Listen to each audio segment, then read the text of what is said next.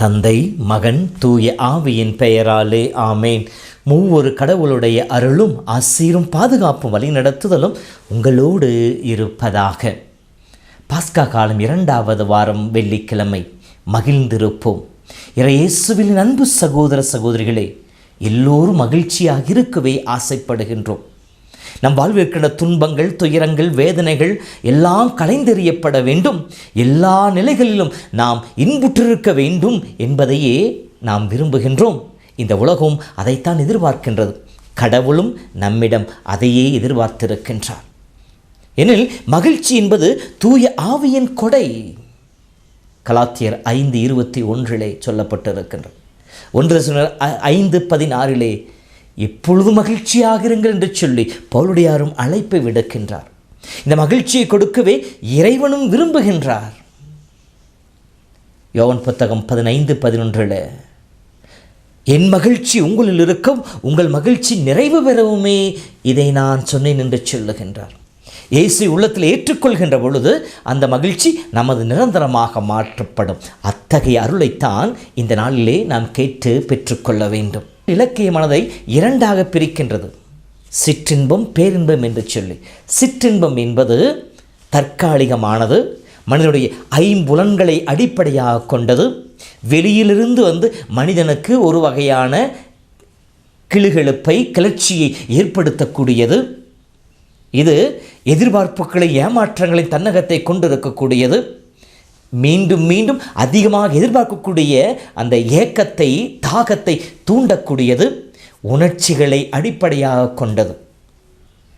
இந்த சிற்றின்பத்திலே நாம் வாழ்கின்ற பொழுது சிறிது காலங்கள், சிறிது நேரங்கள் இன்புற்றிருக்கலாம். ஆனால் அது நமக்கு உள்ளத்திற்கும் வாழ்விற்கும் ஒரு நிறைவை கொடுக்கக்கூடியதாக இருக்காது. பெரும்பான்மையான சமயங்களில் மனிதர்கள் இதை நோக்கித்தான் ஓடிக்கொண்டிருக்கின்றோம். பணம் மகிழ்ச்சியை கொடுக்கும், நிறைவை கொடுக்கும். மனிதர்கள் மகிழ்ச்சி நிறைவை கொடுப்பார்கள். தான் பகித்து கொண்டிருக்கின்ற பட்டங்களும் பதவிகளும், சேர்த்து கொண்டிருக்கின்ற பொருள்களும் செல்வங்கள் எனக்கு மகிழ்ச்சியை கொடுக்கும், இந்த உலகத்தில் இருக்கின்ற எல்லா படைப்புகளும் எனக்கு மகிழ்ச்சி கொடுக்கும் என்று சொல்லி எத்தனைவற்றை நாம் சேர்த்து கொண்டே இருக்கின்றோம். சேர்க்க சேர்க்க நம்முடைய ஆசை அதிகரிக்கின்றதை வழிய நமக்கு ஒரு நிறைவு கிடைப்பதில்லை. இதுதான் சிற்றின்பம் என்பது. பேரின்பம் என்பது வெளியிலிருந்து வருவதல்ல, மாறாக உள்ளத்தின் உள்ள ஆழத்திலிருந்து பீரிட்டு பொங்கி எழுகின்ற ஒரு உணர்வு. இது உணர்வை அடிப்படையாக கொண்டது, நிலையானது. யாரும் எதுவும் இந்த ஒரு உணர்வை அந்த மனிதனிடமிருந்து பிரித்து எடுத்து விட முடியாது. திருப்பாடல் படிப்புகளோ, இருள் சூழ்ந்த பள்ளத்தாக்கில் நான் நடக்க நேர்ந்தாலும் தீமையான எதற்கும் நான் அஞ்சிட மாட்டேன், எதைக்கு நான் பயப்பட மாட்டேன். காரணம், என் உள்ளத்திலே ஆண்டவர் இருக்கின்றார், என்னோடு இயேசு இருக்கிறேன் என்கின்ற அந்த உணர்வு அந்த திருப்பால் ஆசிரியருக்கு ஆறுதலை, மகிழ்ச்சியை கொடுத்தது. திருப்பால் 91 உன் பக்கம் 1000 விழுந்தாலும், உன் வலப்பக்கம் 10000 விழுந்தாலும் எதுவும் உன்னை அணுகாது, ஏனெனில் ஆண்டவரிடம் நீ தஞ்சம் புகுந்திருக்கின்றாய், ஆண்டவருடைய பாதுகாப்பில் இருக்கின்றாய் என்கின்ற அந்த ஒரு உணர்வு. காரணம், இது உள்ளத்தின் உள்ளாழத்திலிருந்து பீரிட்டு இழக்கூடியது. எனவேதான் இதை தூய ஆவியின் கொடை என்று சொல்லுகிறோம். எல்லா மனிதர்களும் இதை பெற்றுக்கொள்வதில்லை. இதே இந்த உள்ளத்தின் உள்ளாழத்தில் அந்த பேரின்பத்தை தூய்த்து அனுபவித்தவர்கள் தான் மகான்களாக, ஞானிகளாக மாறியிருக்கின்றார்கள். தன்னை சூழ்ந்து நடக்கின்ற எதுவுமே அவர்களை பாதிக்காது. எது அவர்களிடமிருந்து போனாலும், எது அவர்களிருந்து பிரிக்கப்பட்டாலும் அவருடைய உள்ளத்தில் இருக்கின்ற மகிழ்ச்சி ஒருபோதும் குறைவுபடாது. காரணம், அது வெளியிலிருந்து வருவதல்ல, உள்ளிருந்து பொங்கி எழுவது. ஒவ்வொரு கிறிஸ்தவர்களும் இத்தகைய நிலையிலே வாழ வேண்டும் என்பதை இயேசுனுடைய விருப்பமாக இருக்கின்றது. அதைத்தான் இயேசு சொல்கின்றார், என் மகிழ்ச்சி உங்களில் இருக்கும், உங்கள் மகிழ்ச்சி நிறைவு பெறவுமே நான் வந்தேன் என்று சொல்லுகின்றார். அப்போது இயேசுவை நம் உள்ளத்திலே அனுபவிக்க வேண்டும், உணர்வுபூர்வமாக அந்த மகிழ்ச்சியை சம்பாதிக்க வேண்டும். இத்தகைய மனநிலையில்தான் இன்றைய முதல் வாச திருத்துதர்கள் இருந்தார்கள்.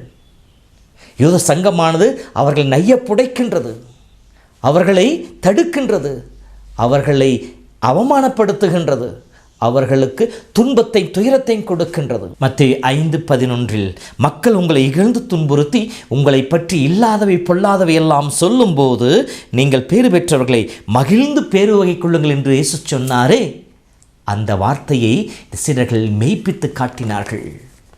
தங்கள் துன்புறுத்தப்பட்ட நிலையில், தங்கள் அடிக்கப்பட்ட நிலையில், தங்கள் வேதனை அனுபவித்து கொண்டிருக்க நிலையில், தங்களுக்கு தடைகள் விதிக்கப்பட்ட நிலையில் அவர்கள் மகிழ்ச்சியுற்று அங்கிருந்து வெளியேறினார்கள் என்று சொல்லப்படுகின்றது. காரணம், அவர்கள் துன்புறுத்திய அந்த துன்புறுத்தலோ வேதனைகளோ அவமானங்களோ அவர்களை பாதிக்கவில்லை. காரணம், அவர்கள் உள்ள முழுவதுமாக இயேசு நிறைந்திருந்தார், அவருடைய மகிழ்ச்சி நிறைந்திருந்தது. எனவே பேருவகையோடு இன்னும் அதிகமாக இயேசுவை போதிக்க ஆரம்பித்தார்கள், இயேசுவை பறைசாற்ற ஆரம்பித்தார்கள். உள்ளத்தின் மகிழ்ச்சி கொடுக்கின்ற கொடை இதுதான். வெளியிலிருந்து வருகின்ற மகிழ்ச்சி நம்மை நிறைவுபடுத்தாது. ஒரு சில நேரங்கள் தளர்ச்சியை, தளர்வுகளை, சங்கடங்களை ஏற்படுத்தக்கூடியதாக இருக்கும். ஆனால் உள்ளத்திலே இருந்து வருகின்ற மகிழ்ச்சியோ அனைத்தையும் பொறுத்து கொண்டு தொடர்ந்து செயல்பட நம்மை தூண்டக்கூடியதாக இருக்கும். அன்பு சகோதரமே, இதோ இந்த நாளிலே திருத்தூதர்களை பற்றி நாம் சிந்திக்கிற நேரத்தில் அவர்கள் உள்ளத்தில் இருந்த அந்த மகிழ்ச்சி, பேர் வகை நமதாக மாற வேண்டும். நம்முடைய அன்றாட வாழ்விலே நாம் சந்தித்து கொண்டிருக்கின்ற சோதனைகள், போராட்டங்கள், எதிர்ப்புகள், ஏமாற்றங்கள், தடங்கல்கள், சறுக்கல்கள், வீழ்ச்சிகள், இவை அனைத்தின் மத்தியிலும், நோய்கள் மத்தியிலே, புறக்கணிப்பின் மத்தியிலே நாம் மகிழ்ந்து அக்களித்து ஆண்டவன் புகழ் பாட வேண்டுமெனில் இயேசுவால் நாம் நிறைக்கப்பட வேண்டும். இயேசுவால் நாம் முழுமையாக நிறைக்கப்பட வேண்டும். அப்பொழுது நம்முடைய உள்ளமும் மகிழ்ந்திருக்கும். நம்முடைய உள்ளம் மகிழ்ந்திருக்கின்ற பொழுது நம்முடைய வாழ்வும் இன்புற்றிருக்கும். அப்பொழுது நம்மை பார்க்கின்றவர்கள் இயேசுவை மகிமைப்படுத்துவார்கள். துன்பத்தின் மத்தியிலும் தளர்ந்து போகாத, வேதனையின் மத்தியிலும் உடைந்து போகாத அந்த ஆசிரியரை கேட்போம். இந்த காலங்களில் நமக்கு தேவையான ஒப்பற்ற குணம் இது. பொருளையோ, மனிதர்களையோ, பட்டங்களையோ, பதவிகளையோ, இந்த உலகத்தின் இன்பங்களை தேடி நம் மகிழ்ச்சியில் நிறைவை காண, பொய்யான மகிழ்ச்சியை காண அலைவதை விட உண்மையான மகிழ்ச்சி தருகின்ற ஆண்டவரை தேடுவோம், அவருடைய பாதத்திலே அமர்வோம், அவரை உள்ளத்திலே முழுமையாக நிறைத்து கொள்ளுவோம்.